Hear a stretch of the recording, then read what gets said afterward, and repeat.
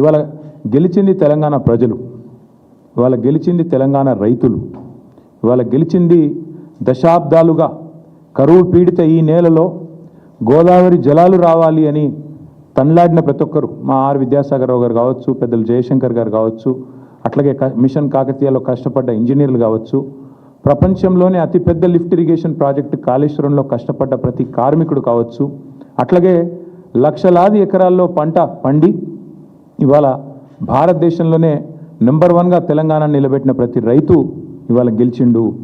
కుట్రలు కుతంత్రాలు కాంగ్రెస్ ఓడిపోయింది. ఇవాళ తెలంగాణ రైతులు, తెలంగాణ ప్రజలు, తెలంగాణలోని వివేకవంతమైన ఇంజనీర్లు, తెలంగాణ ఉద్యోగులు వారే కదా కష్టపడ్డది, వారందరూ ఇవాళ గెలిచారని చెప్పక తప్పదు. కక్షగట్టినట్టుగా ఇవాళ కాంగ్రెస్ పార్టీ ఏదైతే 3 సంవత్సరాలుగా చిల్లర ప్రచారం ఏదైతే చేస్తున్నదో, ఇవాళ ఆ పిట్టల దొరలు ఎవరైతే ఇన్ని రోజులు ఇష్టం వచ్చినట్టు మాట్లాడారో, కాళేశ్వరం కూలేశ్వరం అయింది, కాళేశ్వరం కుంగింది కూలింది అని తిరిగే పిట్టల దొరలకు ఇవాళ మొహం పగిలే విధంగా మరి హైకోర్టు సమాధానం ఇచ్చింది. ఇవాళ కూలింది కాళేశ్వరం కాదు, కేసీఆర్ గారి మీద మీరు చేసిన కుట్రలు, మీ కుటిల ప్రయత్నాలు నేటితో కూలిపోయాయి. కూలింది కాళేశ్వరం కాదు, మీరు నిర్లజ్జగా సిగ్గు విడిచి ఎవరు ఏమనుకుంటారో అని కూడా సోయి లేకుండా చేసిన అబద్ధాలు, ప్రచారం చేసిన అబద్ధాలు ఈరోజు గోదావరి ప్రవాహంలో కొట్టుకొని పోయినాయి. కూలింది కాళేశ్వరం కాదు, కూలింది ఇన్ని రోజులు మీరు మోసపూరిత గారడి ఏదైతే చేశారో అది కూలింది. సత్యమేవ జయతే అని మరొకసారి నిజం నిరూపితమైంది. నిజం నిఖార్సుగా ఇవాళ కాలరెగిరేసి నిటారుగా నిలబడ్డది. కొన్ని రోజులు కొంతమందిని మోసం చేయొచ్చు, కానీ అన్ని రోజులు అందరినీ మోసం చేయలేమని నానుడు ఏదైతే ఉందో ఇవాళ తేలిపోయింది. కేసీఆర్ గారి మీద బురద జల్లి, మా పార్టీ మీద బురద జల్లి ఇవాళ రాష్ట్రంలో కొంత రాజకీయ ప్రయోజనం మీకు కలిగి ఉండొచ్చు, కానీ ఇవాళ నిప్పులాంటి నిజం మాత్రం బయటకు వచ్చింది అని చెప్పక తప్పదు. అట్లాగే న్యాయస్థానాలకు కూడా ఇవాళ ఒక విషయం రుజువు చేశాయి.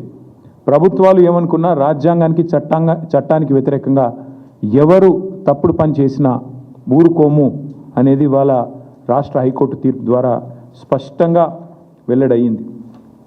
అట్లాగే ఒకటి మాత్రం వాస్తవం, ఇవాళ ఆయన ఎవరిని తెచ్చినా, రేవంత్ రెడ్డి ఎవరిని తెచ్చి ఈ కేసులో వాదింపజేసినా, ఎన్ని కమిషన్లు వేసి కుట్రలు చేసినా, ఎంత అబద్ధాన్ని నిజంగా నమ్మించే ప్రయత్నం చేసినా, ఇవాళ తెలంగాణలో పారుతున్న ప్రతి నీటి బొట్టు కేసీఆర్ గారి గొప్పతనానికి సాక్ష్యం అని స్పష్టంగా చెప్పక తప్పదు.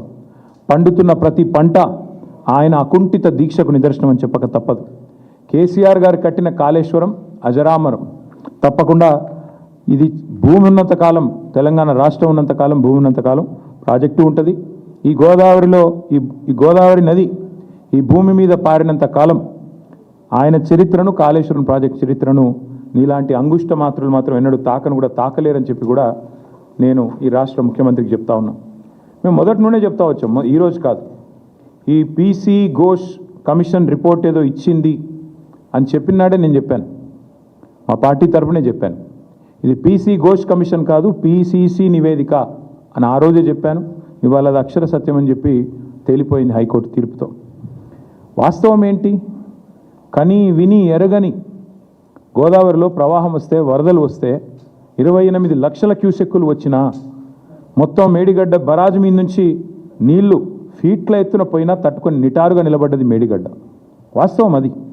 కానీ ఇవాళ ఇష్టం వచ్చిన మాటలు, ఇష్టం వచ్చిన ప్రచారాలు, కాళేశ్వరం కూలేశ్వరం అయిపోయిందని 1,00,000 కోట్లు కొట్టుకొని పోయాయని ఇద్దరు, నేను ఒక్కరిని అనట్లేదు, ఇందులో ఇద్దరిని అంటాను, అటు కాంగ్రెస్ ఇటు బీజేపీ సిగ్గు విడిచి, కేంద్ర మంత్రి స్వయంగా సిగ్గు లేకుండా పక్కనున్నవారు ఒప్పందిస్తే నోటికొచ్చినట్టు జలవనరుల మంత్రి మాట్లాడినట్టు మొన్న పార్లమెంట్లో వెంటనే మా సురేష్ రెడ్డి గారు సమాధానం చెప్పారనుకోండి, బట్ ఆయన కూడా అంతే మాట.